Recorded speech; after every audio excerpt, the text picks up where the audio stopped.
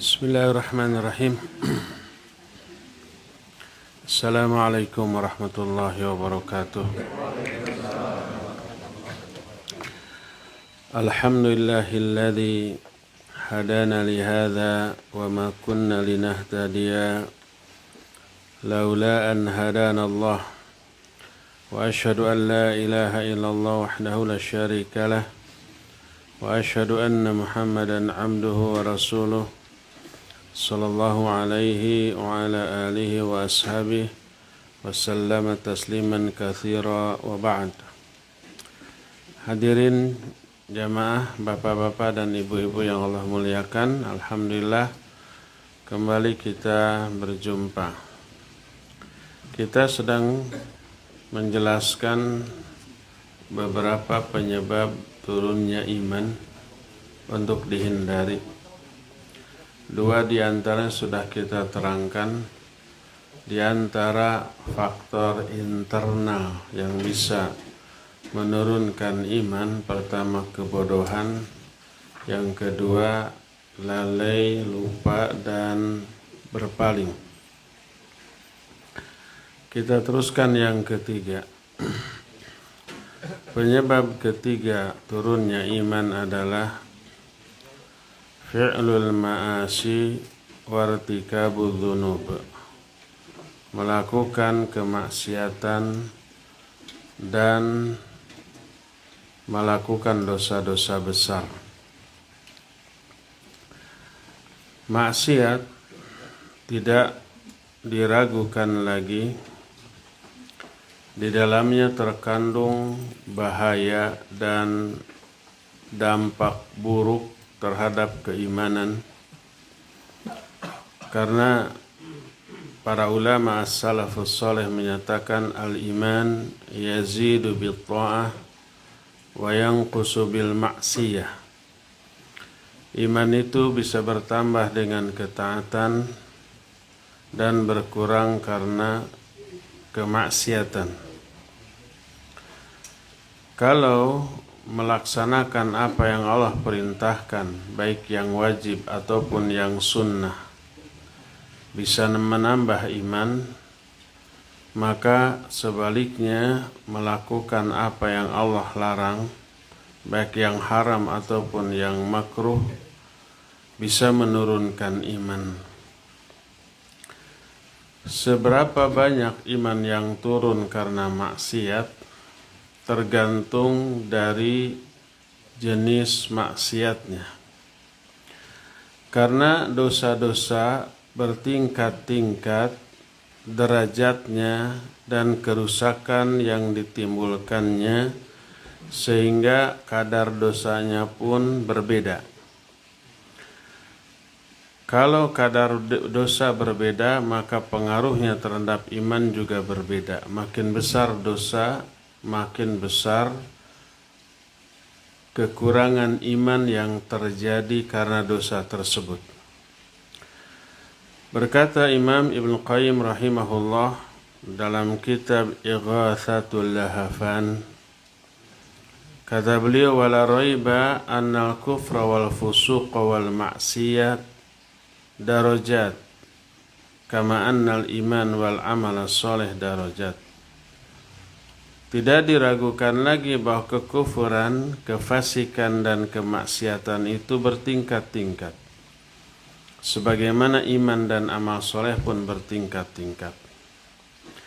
Dan ini dinyatakan oleh Allah dalam Al-Quran dan oleh Rasul SAW dalam hadisnya yang sahih. Al-Quran yang menjadikan, yang merupakan atau yang menjadi dalil bahwa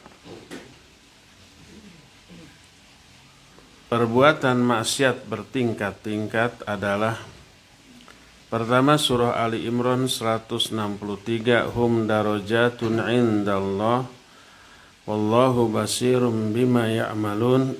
Mereka itu berbeda-beda tingkatannya di sisi Allah, dan Allah Maha melihat apapun yang mereka lakukan. Juga dalam Al-An'am 132 Allah menyatakan walikullin darajat mimma amilu. Bagi masing-masing orang ada tingkatan-tingkatan yang berbeda tergantung amal mereka. Dalam surah At-Taubah 124-125 Allah menyatakan fa'ammal ladzina amanu fazadathum imana wa hum yastabshirun wa ammal ladzina fi qulubihim maradun fazadathum rizsan ila rizsihim. Adapun orang yang beriman maka akan bertambah keimanan mereka dan mereka akan bergembira. Adapun orang-orang yang di dalam hatinya ada penyakit, maka akan bertambahlah penyakit kemaksiatan itu dibanding penyakit yang sudah ada sebelumnya. Ayat yang menyatakan bahwa dosa itu ada yang besar, ada yang kecil. Seperti firman Allah dalam An-Nisa 31, in tajtanibu kaba'ira ma tunhauna an nukaffir ankum sayiatikum wa nudkhilukum mudkhalan karima. Kalau kalian menjauhi dosa-dosa besar yang Allah larang, kami akan hapuskan dari diri kalian kesalahan-kesalahan dosa-dosa kecil kalian, dan kami masukkan kalian ke dalam surga dengan cara masuk yang mulia. Ayat ini menerangkan ada dosa besar, ada dosa kecil. Kalau dosa besar ditinggalkan, dosa kecil terhapus. Dalam An-Najm ayat 32 Allah menyatakan alladzina yajtanibuna kaba'iral itsm wal fawahisha illa lamam. Orang-orang mukmin adalah orang yang menjauhi dosa-dosa besar dan perbuatan-perbuatan keji kecuali hanya sedikit. Maksud sedikit kecuali dosa-dosa kecil. Dalam Sahihain, Sahih Bukhari dan Sahih Muslim, Allah Azza wa Jalla Rasul sallallahu alaihi wasallam bersabda, "Ala unabbiukum bi akbaril kabair." Mau enggak aku beritahukan kepada kalian tentang dosa-dosa besar, dosa-dosa terbesar? Beliau 3 kali menyatakan begitu. Kalau ada dosa besar berarti ada dosa kecil. Lalu beliau menyatakan al-isyraku billah wa uququl walidain wa syahadatuz zur. 3 dosa besar itu, pertama musyrik kepada Allah, kedua menyakiti hati kedua orang tua, dan ketiga adalah persaksian palsu. Masih di dalam Sahih Bukhari dan Muslim, diterima dari Abdurrahman bin Abi Bakrah dari bapaknya yaitu Abu Bakrah, bahwa Nabi SAW ditanya, ayyudz dzambi akbaru indallah, dosa apa yang paling besar di sisi Allah? Maka beliau menjawab, antad'u lillahi niddan wa huwa khalaqak, kamu beribadah kepada tandingan selain Allah, padahal dialah yang menciptakan kamu. Diciptakan oleh Allah tapi beribadah kepada selain Allah, itu dosa terbesar. Qila thumma ay, ditanya lagi kemudian apa lagi? An taqtula waladak makhafata ayyat ama ma'aka. Dosa terbesar kedua adalah engkau membunuh anakmu karena takut anakmu ikut nimbrung makan bersamamu, takut jatah rizkimu berkurang, lalu dibunuh anak itu. Ini dosa besar kedua. Qila thumma ay, ditanya lagi lalu apa lagi? Dijawab, antazniya bihalilati jarika, yaitu kamu berzinah dengan istri tetangga. Dan banyak lagi nas-nas lain, hadis-hadis lain yang menjelaskan bahwa dosa itu ada yang besar dan ada yang kecil. Kenapa ini dibahas? Untuk kepentingan yang banyak. Salah satu di antaranya adalah membahas pengaruhnya terhadap berkurangnya iman. Dosa besar lebih besar pengaruhnya dalam mengurangi iman dibanding dosa kecil. Lalu dari aspek lain, dosa ini terbagi kepada 4 jenis. Jenis pertama adalah dosa mulkiyah.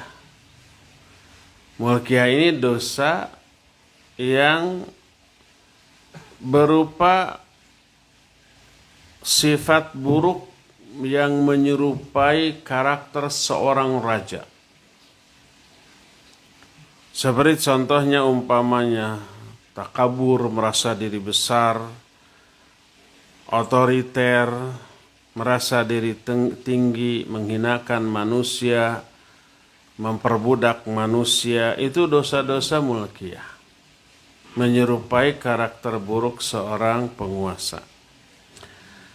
Kedua, dosa syaitaniyah, yaitu menyerupai karakter khas setan. Seperti contohnya hasad. Setan kan hasad kepada Adam dulu, kepada bangsa manusia. Kemudian berbuat aniaya, terus menipu, terus berbuat makar, terus mengajak kepada kemaksiatan dan menghiasi kemaksiatan tersebut. Terus mencegah orang untuk berbuat taat dan kebaikan, lalu memberi gelar-gelar buruk terhadap kebaikan itu, agar orang menjauh dan orang yang melakukan kebaikan itu tersudutkan. Terus contohnya ya, berbuat bid'ah dalam agama dan menyeru kepada kebid'ahan dan kesesatan. Itu diantara dosa syaitaniyah. Ketiga, dosa subu'iyah. Subu' itu binatang buas seperti singa, macan, harimau, ular, serigala, beruang, apalagi buaya dan sejenisnya, predator. Yaitu karakter yang menyerupai karakter binatang buas, seperti gampang emosi, seperti memusuhi, seperti menganiaya atau menumpahkan darah, bahkan membunuh, seperti menerkam orang-orang yang lemah, dan banyak lagi yang lainnya yang persis dimiliki oleh binatang buas. Dan yang ketiga, yang keempat, yang terakhir, maksudnya terakhir di antara 4 jenis ini, bukan terakhir ngajinya baru mulai.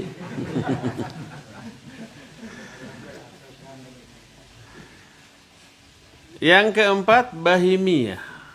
Adzunubul bahimiyah. Bahimiyah itu binatang ternak. Yaitu dosa yang menyerupai karakter seperti binatang ternak. Apa kerjanya binatang ternak? Hanya mengejar apa yang berkaitan dengan 2 hal dari tubuhnya, yaitu perut dan faraj. Syahwat. Syahwat perut dan syahwat faraj. Kalau binatang kan kerjanya itu, kalau nggak makan kawin. Hanya itu 2.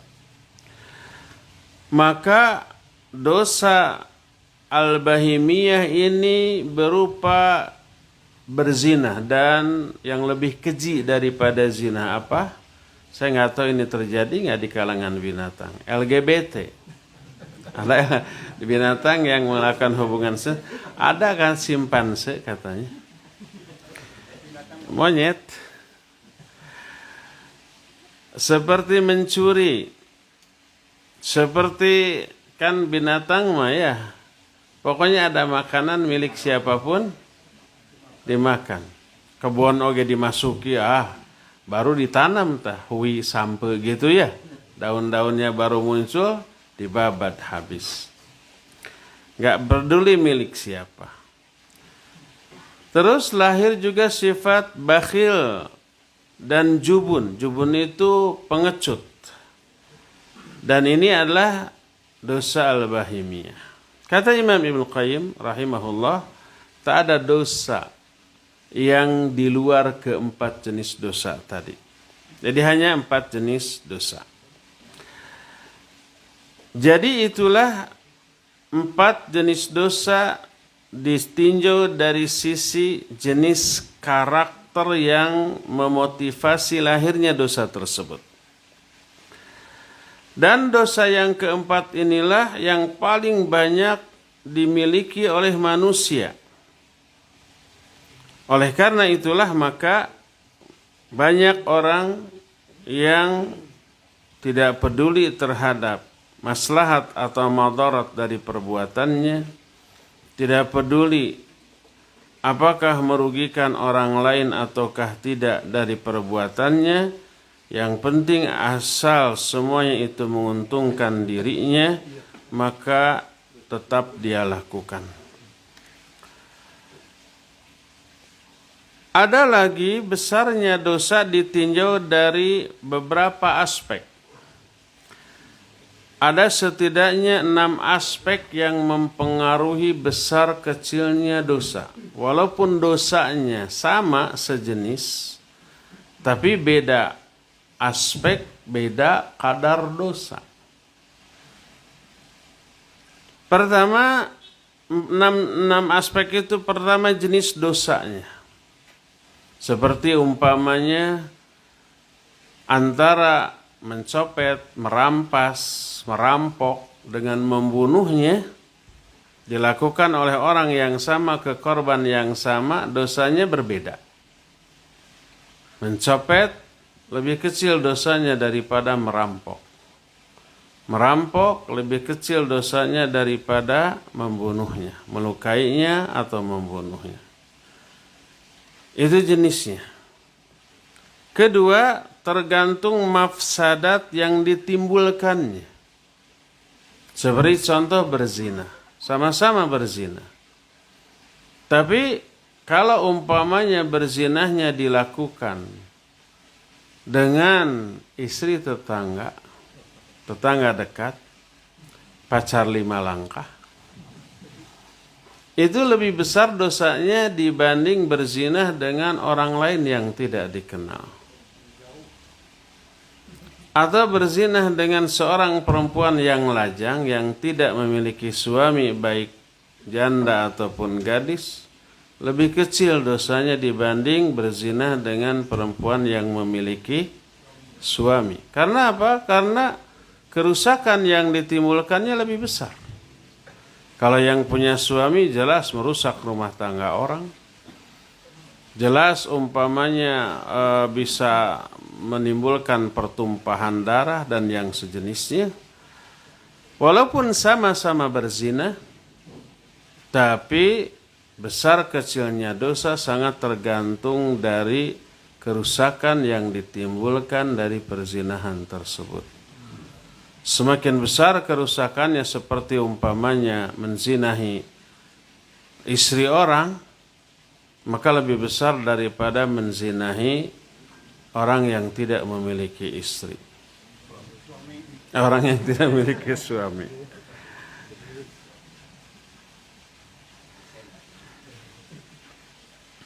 Sampai ada orang ini saking menunjukkan bahwa daya tarik dosa yang lebih besar itu lebih besar dibanding daya tarik perbuatan yang dosanya lebih kecil.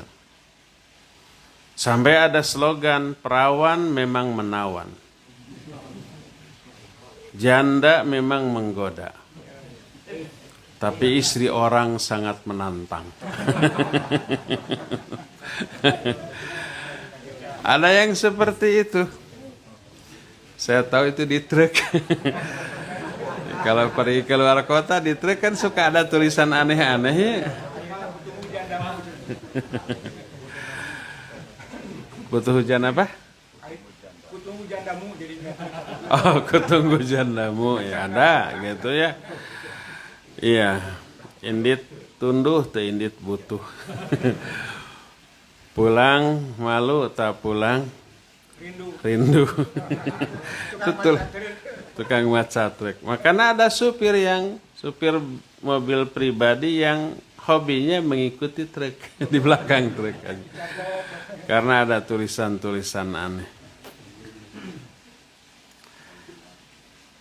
Demikian juga perbuatan dosa sangat ditentukan oleh waktu dan tempat. Walaupun jenis perbuatannya sama, tapi dilakukan di waktu yang berbeda, bisa berbeda pula kadar dosanya. Seperti umpamanya berzinah di bulan Ramadan. Baik siang ataupun malam, lebih besar dosanya dibanding di bulan yang lainnya. Berzinah di siang hari Ramadan lebih besar daripada berzinah di malam hari. Karena kalau di siang hari otomatis membatalkan saumnya, gitu ya. Atau juga tergantung tempat. Melakukan perzinahan di masjid itu lebih besar dosanya dibanding di luar masjid. Di pos satpam, di satpam nakamana tuh. Di luar masjid, di teras, di taman, atau di hotel, seperti itu. Nah, itu semuanya mempengaruhi besar kecilnya dosa, walaupun jenis perbuatannya sama. Berdasarkan hal itulah maka perbuatan dosa melahirkan dosa yang berbeda-beda, yang mempengaruhi besar kecilnya dosa. Selain jenis-jenis dosa adalah pelaku. Siapa pelakunya? Kalau pelakunya adalah orang yang memiliki motivasi yang kecil, nyaris tak punya motivasi, tapi tetap terjerumus ke dalam dosa, maka itu dosanya lebih besar daripada orang yang punya motivasi yang besar untuk melakukan dosa, sehingga dia lalu terjerumus ke dalam dosa. Sebagai contoh umpamanya, berzina yang dilakukan oleh seorang manula 50 tahun ke atas, di saat syahwatnya sudah 5 watt. Motivasi dia untuk berzina itu kecil ya. Dibanding apa? Dibanding pemuda 20 tahunan gitu, 25 tahun itu sedang puncak-puncaknya syahwat, buta tulang, buta daging, buta segala-galanya. Motivasi untuk berzina itu besar. Nyaris dia tidak bisa menahan syahwat. Lalu terjerumus ke dalam dosa perzinahan, maka pemuda itu terjerumus ke dalam dosa besar. Tapi lebih besar lagi apabila seorang kakek yang syahwatnya sudah menurun, sudah tinggal 3 watt gitu, motivasi untuk melakukan hubungan badan juga sangat kecil, tapi dia masih terjerumus ke dalam dosa. Maka ini dosanya lebih besar. Sebagaimana sabda Rasul sallallahu alaihi wa alihi wasallam, "Thalathatun la yukallimuhumullahu yaumal qiyamah wa la yanzuru ilaihim wa la yuzakkihim wa lahum adzabun alim." Ada 3 golongan manusia Allah tidak akan melirik mereka, tidak akan mengajak berbicara kepada mereka, tidak akan mensucikan mereka, dan bagi mereka azab yang pedih. 3 golongan ini, pertama adalah al-usyaimituz zani, usyaimit tapi berzina, atau dalam riwayat lain asy-syaikhuz zani, kakek-kakek kemudian berzina. Manula kemudian berzina. Seorang manula sedikit godaannya untuk terjerumus ke dalam perzinahan, tapi dengan godaan sedikit pun dia tergoda. Kalau umpamanya pemuda, bukan benar ya, bukan benar.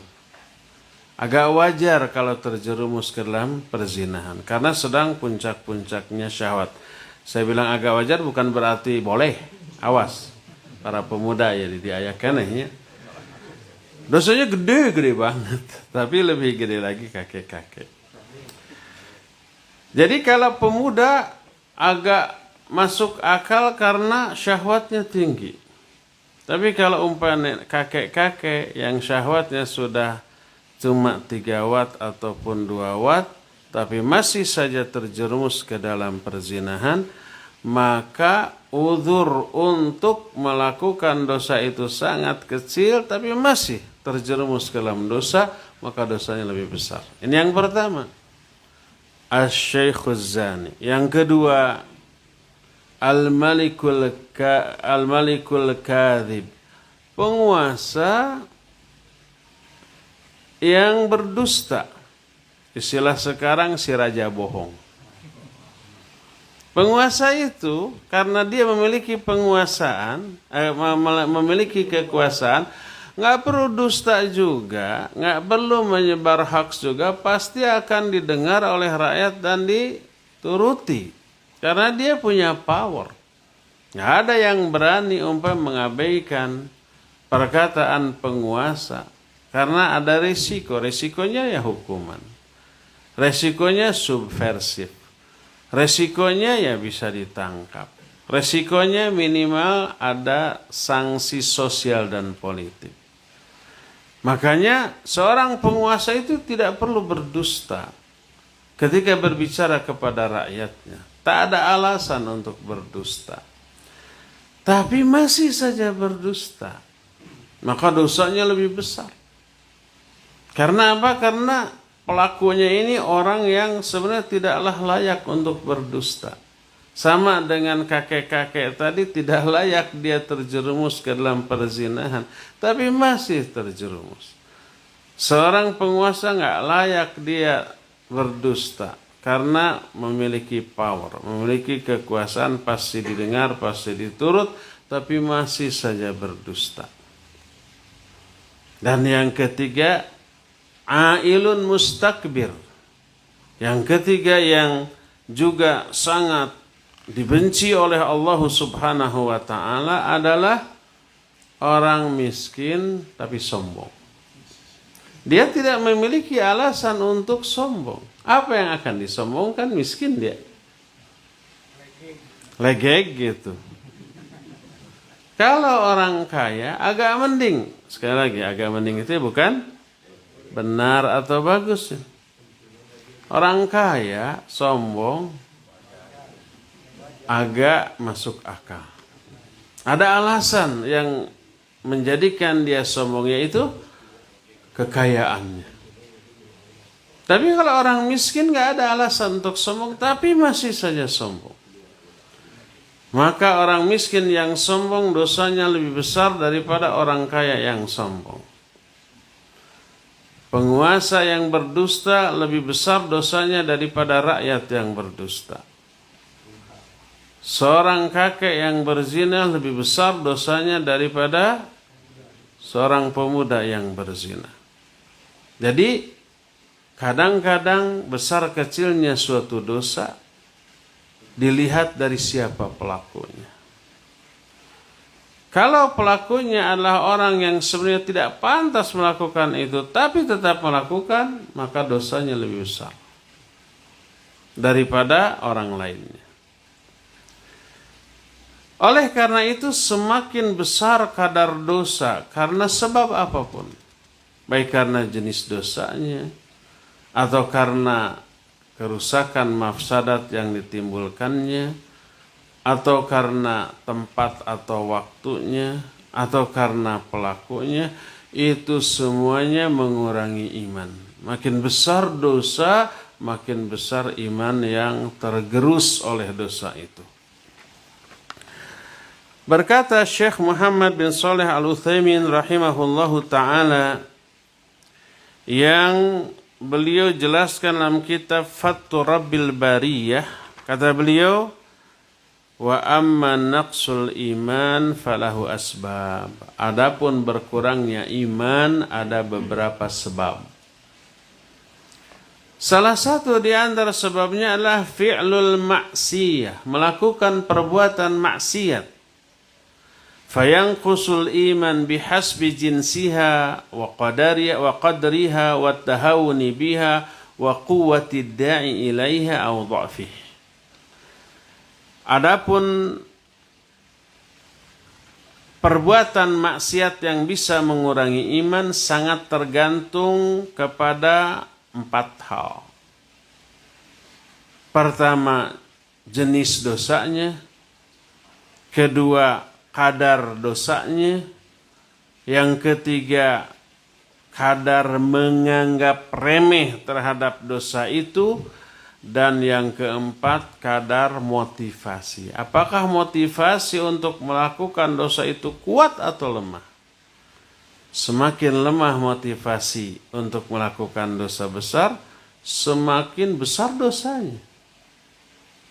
Karena kalau umpamanya motivasi kecil masih terjerumus ke dalam dosa, maka itu menunjukkan ada penyakit lain. Coba umpamanya ya, seorang anak di rumah sudah makan, kenyang. Terus kue-kue, makanan, buah-buahan apapun tersedia di rumah. Tapi tetep hoyong jajan ka warungnya. Padahal makanan di warung itu dibanding makanan di rumah lebih enak, di rumah lebih higienis, lebih mahal, tapi tetap ingin jajan ke warung. Apakah mereka karena lapar? Bukan. Sudah kenyang kok. Apakah mereka itu ingin jajan ke warung itu karena jajanan di warung enak-enak? Tidak enak. Lebih enak makanan di rumah. Terus kenapa tuh jajan? Ada kepuasan tersendiri dengan bisa jajan. Melakukan transaksi itu memiliki kepuasan tersendiri, ya enggak? Nah itu penyakit itu. Demikian pula umpamanya seorang kakek tapi berzina. Apa yang dicari? Apakah kenikmatan? Enggak, karena belum tentu senikmat ketika masih muda. Kadang-kadang karena enggak sanggup, enggak jadi, tetapi tetap harus bayar, kan enggak? Karena sudah 3 watt tadi, ibarat baterai mah 3 watt gitunya. Terus dimasukkan ke mobil-mobilan anak, di-on-kan, maju gak? Enggak, jalan di tempat. Lain kalau baterainya masih kenceng, loncat itu. Seperti dimasukkan ke senter, kalau umpama masih kuat, begitu dicetrekan, wah terang benderang. Tapi kalau sudah loyo, begitu dicetrekan, ngetetet. Kadang-kadang pas paru, ya. Seperti itu. Jadi bukan kenikmatan melakukan hubungan dengan lawan jenis, tapi ada kepuasan tersendiri dengan melakukan transaksi terlarang tersebut. Sama dengan anak kecil jajan di warung, setelah digigit, nggak enak, piceun jajan deui kan gitunya. Dipiceun atau dikasih ke temennya gitu. Jajan deh yang lain, digigit lagi, nggak enak lagi, piceun lagi, habis uangnya minta lagi ke ibunya, kan gitu. Nah, inilah 4 yang kata Syekh Al-Utsaimin rahimahullahu ta'ala mempengaruhi besar kecilnya dosa. Pertama jenisnya, kedua kadarnya, ketiga apakah menganggap remeh atau tidak, yang keempat motivasi. Adapun jenis dan kadarnya, maka berkurangnya iman karena melakukan dosa-dosa besar, lebih besar berkurangnya iman dibanding melakukan dosa-dosa kecil. Oleh karena itulah maka berkurangnya iman karena membunuh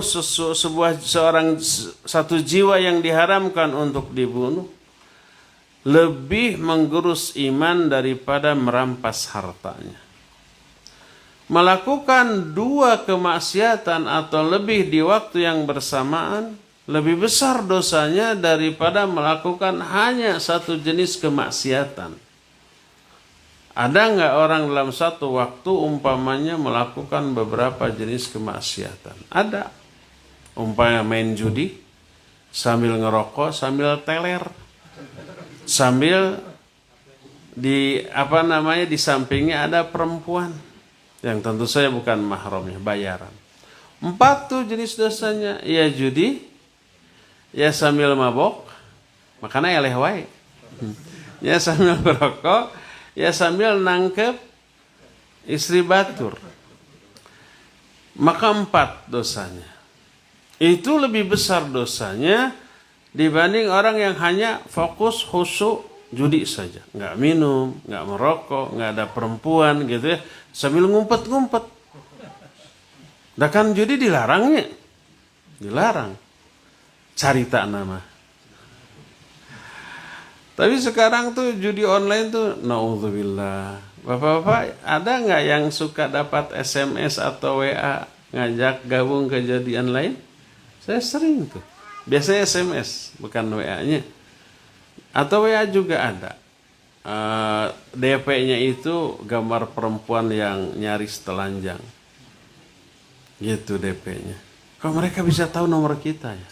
Pasti ada yang menjual tuh. Nah, itu begitu marak terjadi di Indonesia, padahal di Indonesia judi secara hukum terlarang. Tapi kenapa dibiarkan? Horeng si mana horeng, ternyata backingnya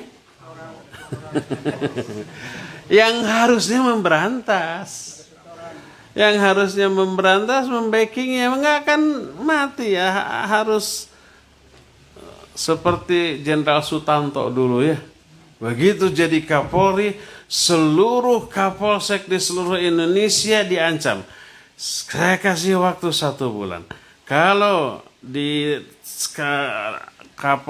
Polsek mana saja masih ada judi, waktu itu togel ya. Togel masih ada, dicopot itu. Bisa tuh sebelum sebulan. Ya. Tapi kalau umpamanya Kapolri sebelumnya disebut, ya gimana, sulit lah ngeberantasnya. Ya sulit. Ada masukan. Oleh karena itu perlu tuh ada orang yang seperti Pak Sutanto hafizahullah ta'ala yang siap dalam sebulan memberantas perjudian.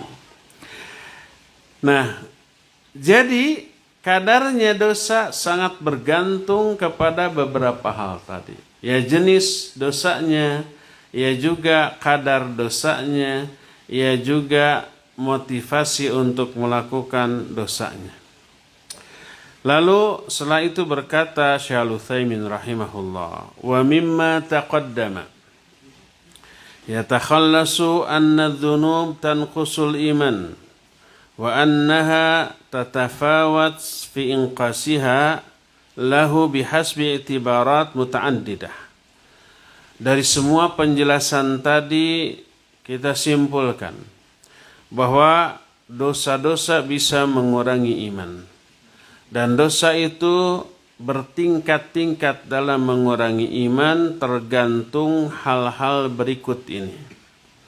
Hal pertama, jenis dosanya. Kalau dosanya lebih besar berarti tergerusnya iman juga lebih besar. Kedua, syiddatu mafsadatihi. Besarnya kadar mafsadat. Besarnya kadar kerusakan yang ditimbulkannya.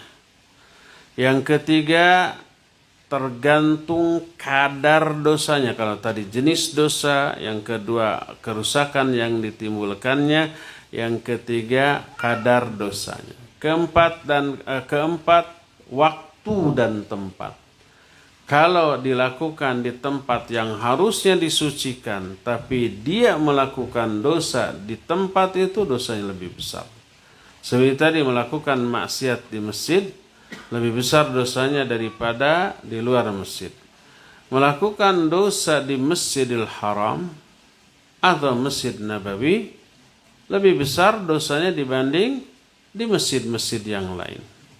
melakukan dosa ketika melakukan ibadah haji lebih besar dosanya daripada dosa yang dilakukan ketika melakukan perbuatan lain. Ada waktu ibadah haji orang berdosa? Ada. Lagi tawaf nyopet. Kan pernah ada ya? Korbannya orang Indonesia, pelakunya juga orang Indonesia. Si korban gak sadar dia dicopet. Ya, tiba-tiba pencopetnya gerwak oleh askar ditangkap. Ternyata ada CCTV. Kan CCTV di sana bukan ribuan lagi, mungkin ratusan ribu. Di setiap tiang ada CCTV. Jadi setiap kejahatan sekecil apapun, secepat apapun tertangkap, udah tinggal digerwak. Sempet-sempetnya ya orang nyopet ketika tawaf. Lebar ongkos, sekuru kagantian ongkos. Nah, itu yang keempat, tempat dan waktu. Yang kelimanya tergantung tahawun atau tidak. Tahawun itu menganggap enteng atau tidak. Seperti umpamanya orang yang meninggalkan sholat karena menganggap enteng kepada kewajiban sholat, itu lebih besar dosanya daripada orang yang meyakini sholat itu sangat wajib dan dia merasa berdosa dengan meninggalkannya. Teringat terus, gelisah terus saya kelewat sholat gitu ya. Itu lebih ringan dosanya dibanding orang yang nggak apa-apa, biasa saya meninggalkan sholat. Enteng, itu lebih besar dosanya. Dan yang keenam, tergantung pelakunya. Kalau pelakunya orang yang tidak layak untuk melakukan dosa, tapi dia tetap melakukan dosa, dosanya lebih besar daripada orang lain. Seperti umpamanya dua orang melakukan dosa yang sama di tempat yang sama, di waktu yang sama. Tapi satu berilmu, satu orang awam. Sama dosanya? Tidak. Siapa yang lebih gede? Orang yang berilmu. Seperti tadi, sama-sama berzinahnya. Satu pemuda, satu kakek-kakek. Mana yang lebih besar dosanya? Kakek-kakek. Seperti dua orang sama-sama sombong. Satu orang kaya, satu orang miskin. Mana yang lebih besar? Orang miskin. Jadi beda pelaku, beda kadar dosa walaupun jenis perbuatannya sama. Berkata Imam Ibn Qayyim rahimahullahu ta'ala yang beliau jelaskan dalam kitab Al-Fawaid. Kata beliau, qillatut taufiq wa fasadul ra'i wa khifa'ul haq wa fasadul qalbi wa khumulul dhikr wa idha'atil waqt wa nufratul khalq wal wahsyah bainal amdi wa bainal rabbih wa man'u ijabati du'a wa qaswatul qalbi wa muhiqqul barakah fi rizqi wal umur wa hirmanil ilm wa libasu dhul wa ihanatul adu wa dhayqus sadr wal ibtila bi qurana isu alladhina yufsiduna al qalb wa yudayyi'una al waqt. Kata Imam Ibn Qayyim ketika menerangkan bahwa maksiat tidak sekadar berkurangnya iman. Dampak buruk dari maksiat itu banyak. Apa saja? Pertama, tercabutnya taufik dan hidayah dari diri kita. Kedua, rusaknya pola pikir dan pemahaman kita tentang agama. Semakin gede maksiat, ketika memahami agama itu semakin rusak pemahaman agamanya. Makanya jangan heran kalau ada pedangdut pas memahami agama, hadis dibantah dengan akal. Pakai akal dong sayang, kan gitu ngomongnya. Akal dipakai untuk membantah hadis. Kenapa? Karena ya itu tadi dosa dan maksiat, ngajak orang bergoyang, ngajak orang cingkrak-cingkrak, ngajak orang ikhtilat gitu ya, ngajak orang melakukan ini dan itu dosanya jariyah. Pas orang seperti dipakai otaknya untuk memahami agama, rusak. Ini perkataan Imam Ibnu Qayyim, di antara dampak buruk dari dosa, tercabutnya hidayah, taufik, rusaknya pola fikir dan pemahaman, ya. Terus menyembunyikan kebenaran. Mungkin hatinya mengakui ini benar, tapi karena merugikan, lalu dia sembunyikan. Rusaknya hati, hambarnya dia ketika berzikir dan sholat, menyia-nyiakan waktu, lari dari kebenaran, kemudian tidak diijabahnya doa, kerasnya hati, terhapusnya barokah dalam rizki dan umur, terhalangnya dia dari ilmu dan akan dipakaikan kepadanya di dunia apalagi di akhirat pakaian kehinaan. Terus sumpeknya hati, dada dan jiwa mereka, terus diberikan azab oleh Allah berupa kawan-kawan yang buruk yang akan lebih merusak hatinya dan menyia-nyiakan waktunya. Itu di antara beberapa dampak buruk dari dosa selain mengurangi iman. Oleh karena itu, wajib bagi kita semuanya untuk menjauhi semua dosa dan maksiat, sekecil apapun maksiat tersebut, karena kemaksiatan besar selalu dimulai dengan sesuatu yang kecil. Hindari sekecil mungkin, sedini mungkin dosa dan maksiat, karena itu akan mengurangi iman dan dampak-dampak buruk yang lainnya. Ya, cukup ya, hampir 1 jam kita berbicara tentang hal ini. Insya Allah poin berikutnya akan kita lanjut di hari Rabu yang akan datang. Kita sekarang masuki sesi tanya jawab, dimulai dari bapak-bapak dulu. Ibu-ibu dipersilakan untuk menuliskan pertanyaannya di kertas lalu dikirim ke sini. Silakan bapak-bapak, mangga Pak. Terima kasih Pak. Tadi Pak, dosa itu bisa ditinjau dari 6 aspek Pak ya. Tadi Ustaz menjelaskan bahwa kalau nggak salah aspek yang kedua itu adalah berzina dengan istri tetangga. Besar kecilnya dosa itu dilihat dari akibat dari perbuatan tersebut. Pertanyaan saya, bagaimana kalau kita melakukan zina tetapi online Pak? Pakai WhatsApp atau apa gitu, itu kan juga menimbulkan birahi gitu. Apa ini juga dosanya besar atau kecil? Karena dampaknya itu kan hanya dengan akibatnya kan hanya 2 orang aja Pak, yang lain nggak tahu. Daring, apa bisa zina daring online? Pakai WA gitu? Gimana bisa? Video call. Itu pengalaman, Pak. Tetangga. Baik, barakallahu fiik. Iya. Sekarang ada 2 orang, tidak ada orang lain yang tahu selain 2 orang ini dan tidak menimbulkan kerusakan. Melakukan umpamanya video call mesum gitu ya. Video call mesum.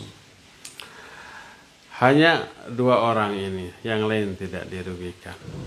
Ini sebuah pola pikir atau pemahaman yang super keliru. Karena apa? Banyak yang dirugikan. Keluarga dari 2 orang ini pasti dirugikan. Ya. Kalau kedua-duanya lajang dan bujang. Gadis dengan umpamanya bujangan.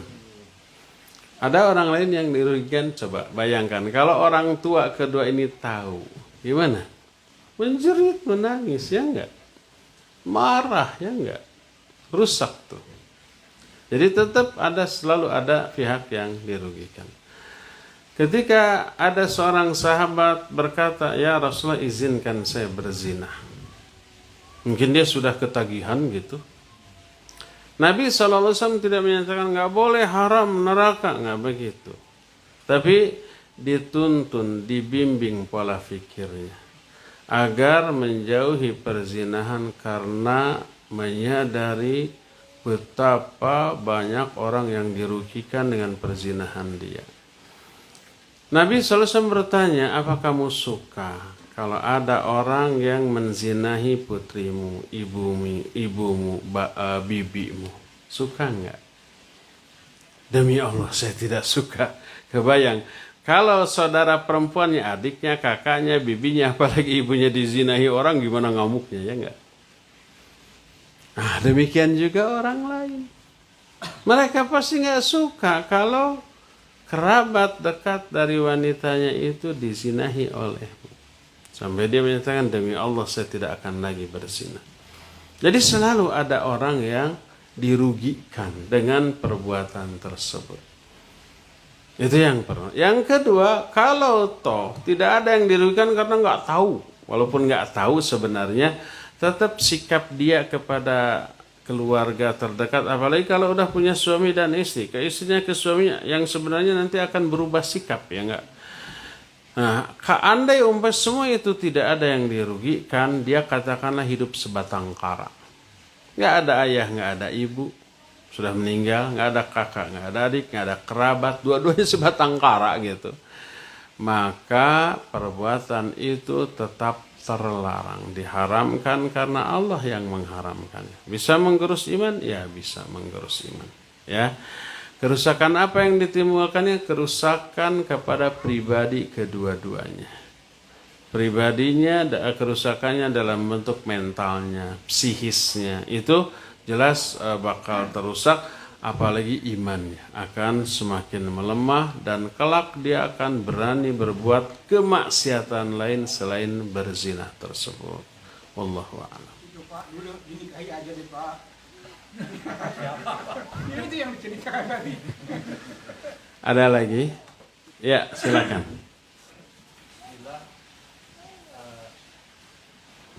Bagaimana memahami tafsir ayat dari firman Allah, wahai orang-orang yang beriman, jauhilah wahai orang-orang yang beriman, kenapa kalian mengucapkan apa yang tidak, kenapa kalian Mengatakan mengatakan apa yang tidak kalian lakukan. iya betul, dan dirinya sangat besar dosa di sisi Tuhanmu. Ya, Pertanyaannya apa? pertanyaannya, bagaimana kalau kita dalam kehidupan sehari-hari kita betul memerintahkan kebaikan gitu kan, ataupun yang semisalnya, sementara kita juga belum Melakukan. itu. Terkadang ada selentingan atau plesetan yang menyudutkan kita juga, aja sendiri terancam nggak lakukan. Bagaimana memahami tafsir ini dan bagaimana menyikapinya yang berbeda ini? Iya. Ayat yang dimaksud adalah surah As-Saff ayat yang kedua. Allah berfirman, ya ayyuhalladzina amanu lima taquluna mal Alhamdulillah. Yahdikumullah wa yuslihu balakum. Ya ayyuhalladzina amanu lima taquluna ma la taf'alun. Kabura maqtan 'indallahi an taqulu ma la taf'alun. As-Saff ayat 2 dan ayat 3. Hai orang-orang yang beriman, mengapa kamu mengatakan apa yang tidak kamu lakukan? Sungguh besar kebencian di sisi Allah kepada orang yang mengatakan apa yang tidak dia lakukan. Ini ayat pertama. Ada lagi ayat yang senada dengan itu. Surah Al-Baqarah Allah menyatakan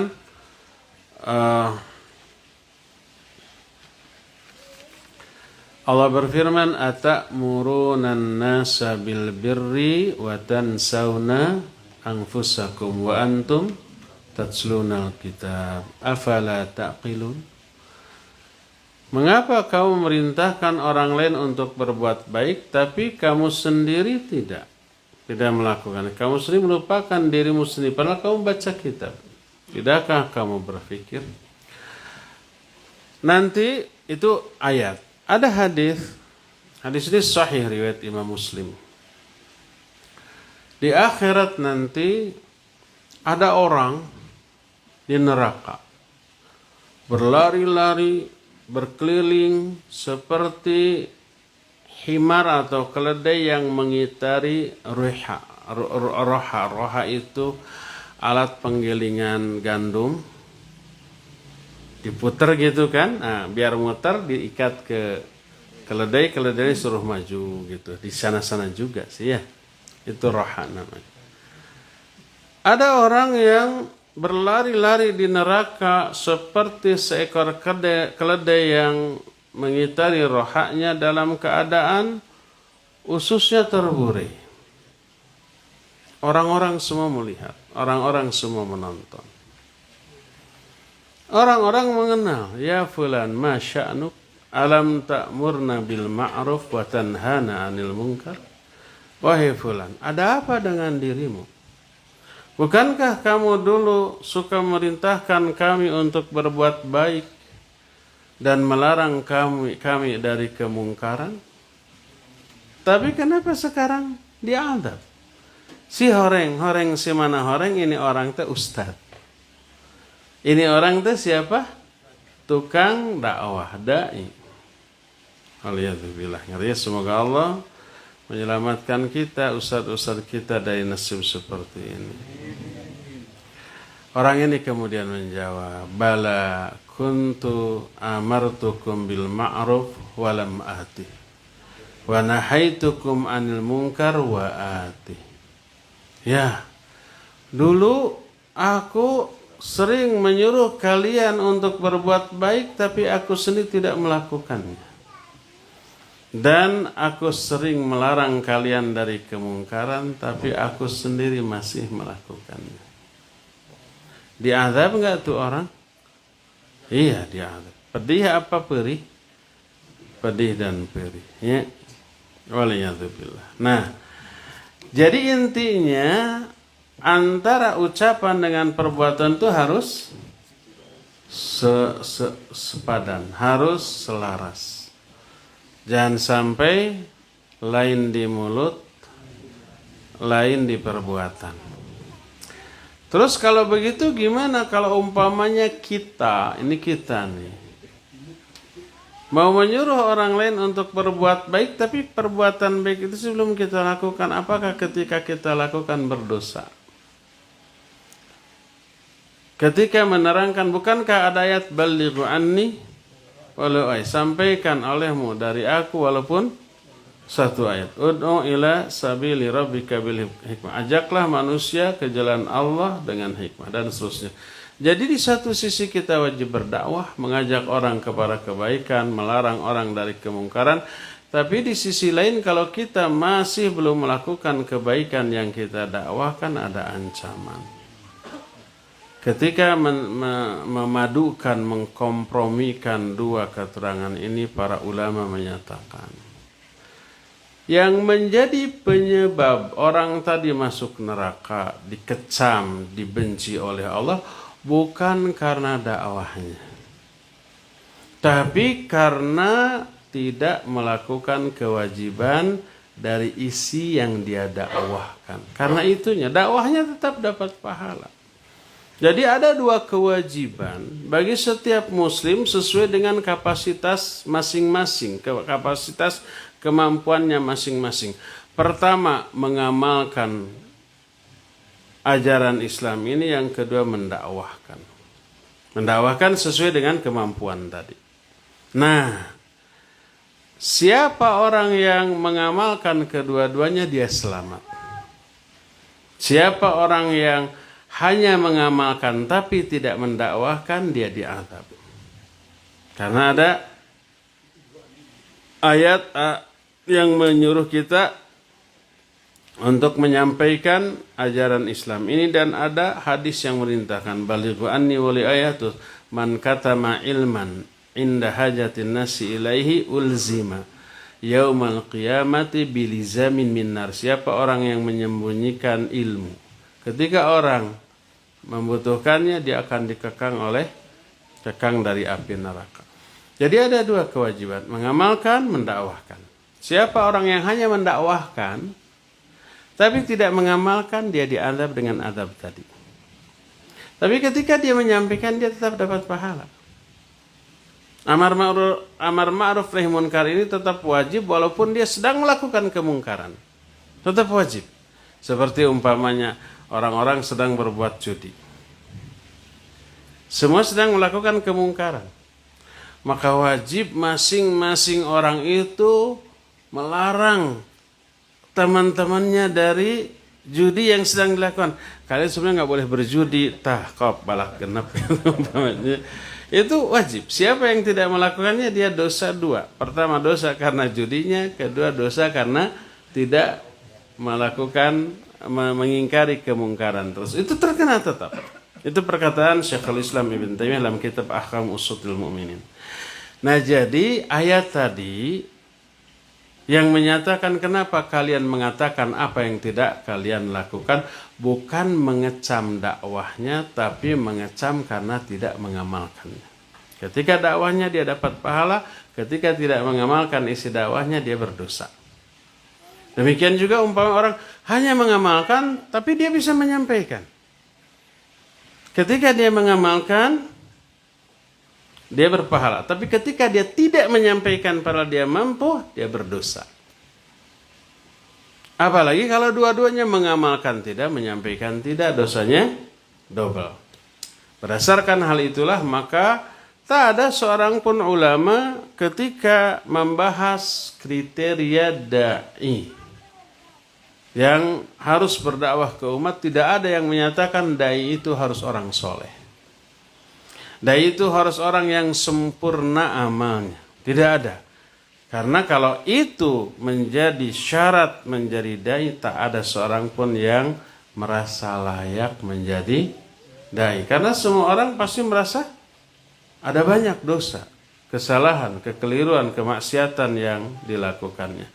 Berdasarkan hal itulah maka sekali lagi ayat tadi yang saya bahas, baik As-Saff ayat 2 dan 3 atau Al-Baqarah, termasuk hadis riwayat Imam Muslim tadi, orang itu diazab bukan karena dakwahnya, tapi karena tidak mengamalkan isi dakwahnya. Ketika dia berdakwah dia tetap dapat pahala dari dakwahnya, tapi dia diazab karena tidak mengamalkan isi dakwahnya.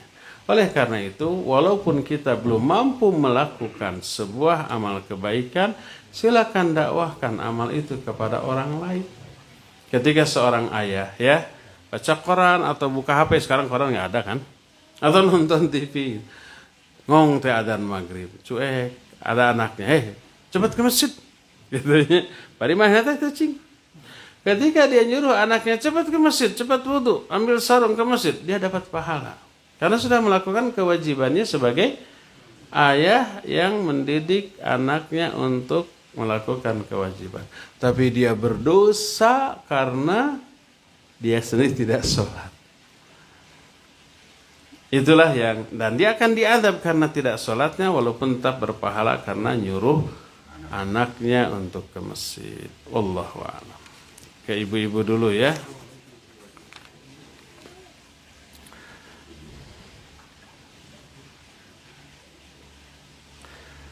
Pak Ustadz berselingkuh. Tapi tidak melakukan hubungan suami istri. Dosanya gimana? Maksudnya hanya pacaran bukan dengan pasangannya, dosa.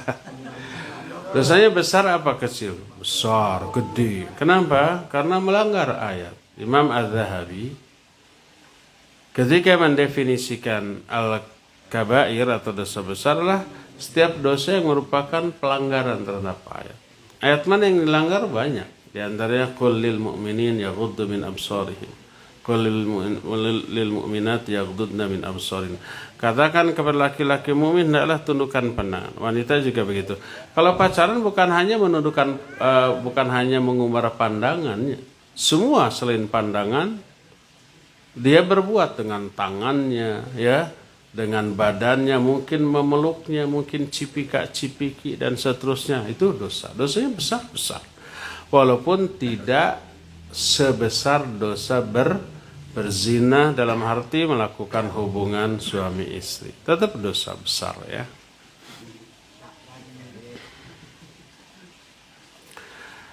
suami nikah siri tidak diketahui istrinya, bagaimana hukumnya? Sah.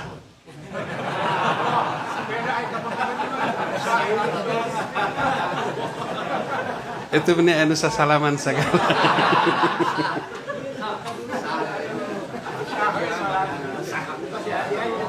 Tapi istrinya tidak ridho. Ridho istri tidak menjadi syarat bolehnya dan sahnya seorang suami menikah lagi dengan wanita lain. Makanya Nabi SAW pun ketika mau menikah lagi tidak izin, tidak bilang, tidak minta persetujuan. Kalau minta persetujuan dijamin tidak akan disetujui. Kalau minta izin dijamin tidak diizinkan. Makanya ketika Nabi SAW pulang dari sebuah peperangan, membawa seorang wanita, Aisyah melihat ngintip, apa dia istrinya atau hamba sahayanya. Kalau dia istrinya, kalau umpamanya dia ditutup dengan hijab, pasti istrinya. Tapi kalau dia tidak ditutup dengan hijab, berarti hamba sahayanya. Dan wanita itu siapa? Satu-satunya istri Nabi selain Khadijah yang memberi anak. Siapa? Maria Qibtiyah. Nah itu. Selain itu tidak memiliki anak. Tapi anaknya yang namanya siapa? Ibrahim meninggal ketika masih balita.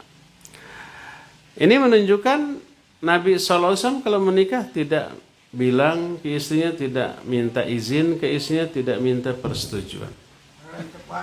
Tarancepan. Tapi ada tapinya, pasti berisiko. Apa risikonya? Banyak UFO di rumah berterbangan. Sebab dia membawa madu asli. Kalau madu asli ya harus banyak bersabar.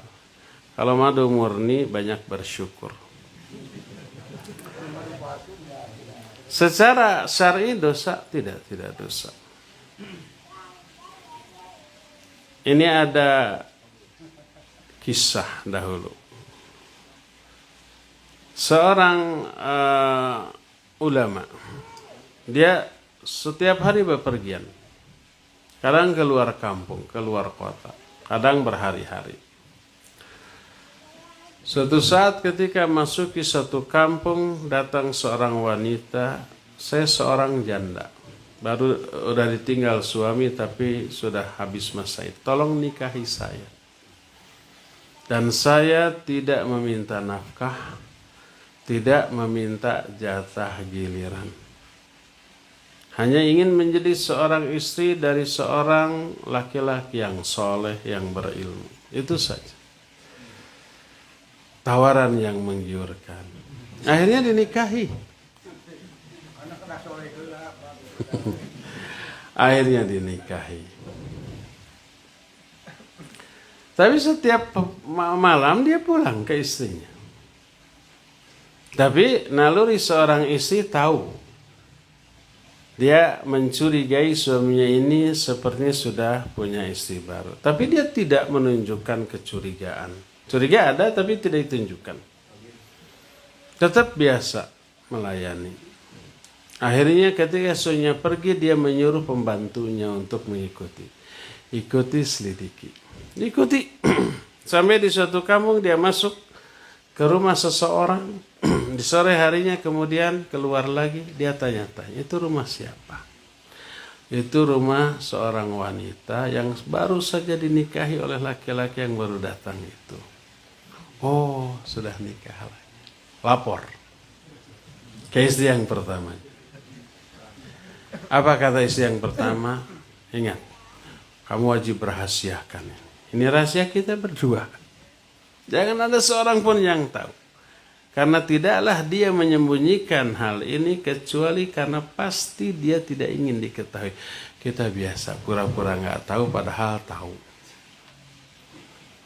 Akhirnya berjalan kehidupan ini seperti biasa, nggak ada perubahan. Ini istri-istri solihah ya nggak? Nah, suatu saat suaminya ini meninggal dan meninggalkan harta. Apa yang terjadi? Si istrinya setelah penguburan suami selesai, dia bagi dua hartanya. Setengah untuk dirinya dan setengahnya dia bawa ke madunya. Madu asli, ya enggak? Dia minta pembantunya, antar saya ke rumah madu saya. Diantar, ketok-ketok, assalamualaikum, waalaikumsalam. Suami kita sudah meninggal kemarin. Tidak, bukan ngontrol mau ngajak perang ini. Bawa duit. Dan meninggalkan warisan, ini bagian saya, ini bagian kamu. Solihah nggak ini? Solihah. Apa respon si wanita istri mudanya ini? Dia bilang enggak, saya enggak berhak. Karena 4 bulan sebelum ini dia menceraikan saya dan masa idah saya sudah habis. Saya bukan lagi istrinya dan enggak berhak untuk menerima warisan ini. Silakan. Solihah lagi ini. Dua wanita soleh. Kira-kira zaman sekarang ada yang segini? Tolong ya kalau ada kasih tahu ya.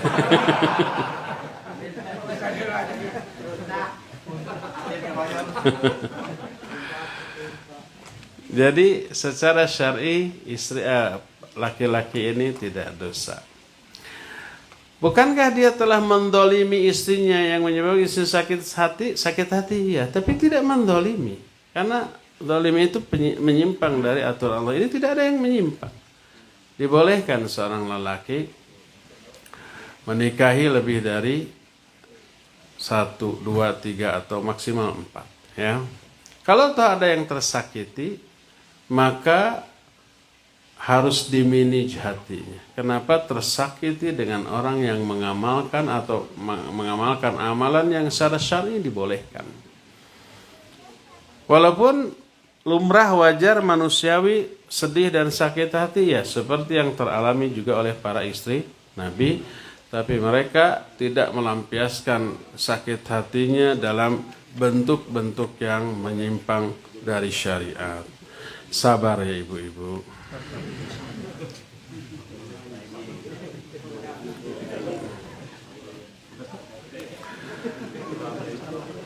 Ustadz mau tanya, kalau nggak salah, kalau ada yang berzina di lingkungan kita, dosanya akan ikut berdosa beberapa rumah.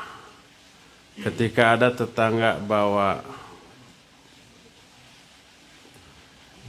seorang wanita, padahal saya kenal bukan istrinya. Bagaimana sikap kita sebaiknya?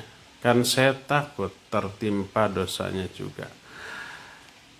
Iya, perkataan itu menyebar, tapi tidak didasarkan kepada nas baik ayat ataupun hadis.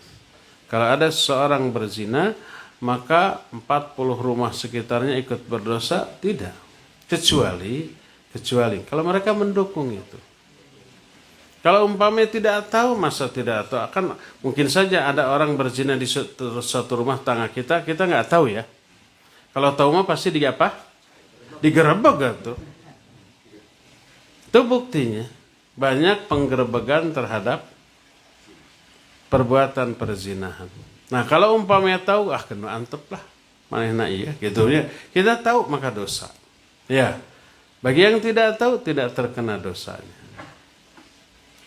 Bagaimana kalau tetangga bawa seorang wanita padahal kita kenal itu bukan istrinya, mungkin adiknya, kakaknya, mahramnya, atau mungkin istri baru yang kita tidak tahu kapan nikahnya ya. Boleh nggak ditanya? Boleh. Itu siapa? Gitu ya. Boleh. Kalau untuk uruf Indonesia boleh.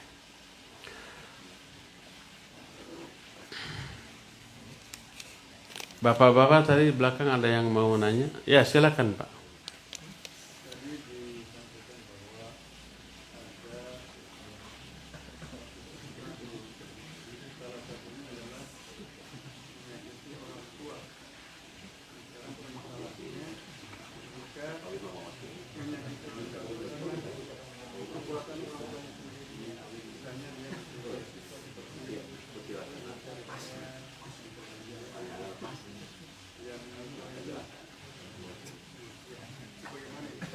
Taib.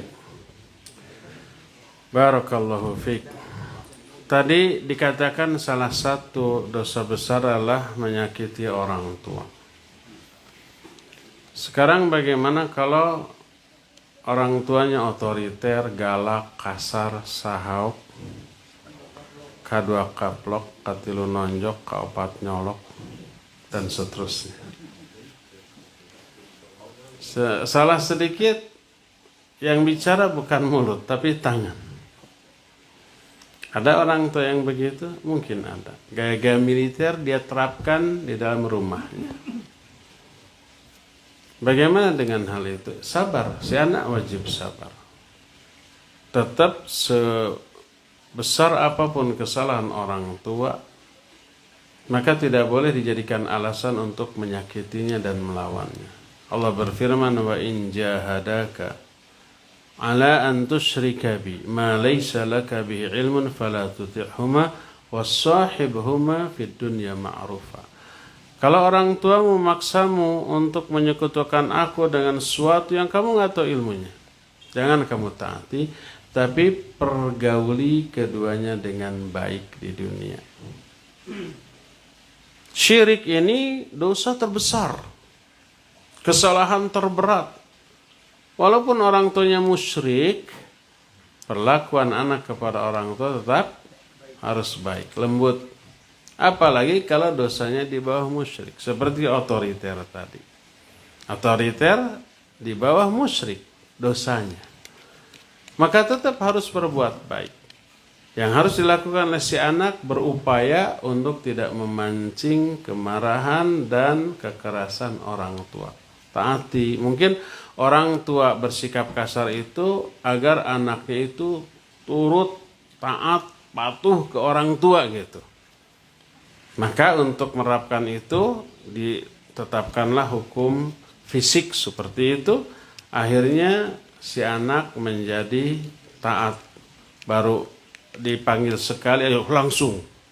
Tapi kalau anaknya kalau orang tua yang tidak galak, dipanggil ujang ka dia engke pa nuju seru ya 10 kali udah mal nurutnya. Tapi kalau anak kakak bapaknya galak, sini kamu langsung ada apa-apa. Takut yang ngomong itu tangannya langsung.